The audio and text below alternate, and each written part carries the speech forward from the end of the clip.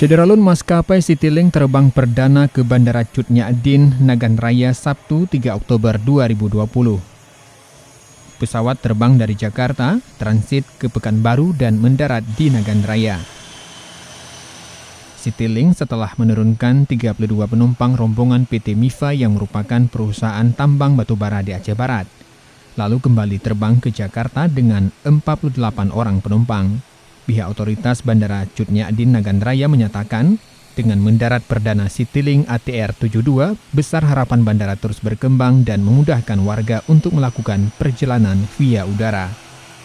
Dari Sukamakmur, Rizwan, Serambi On TV.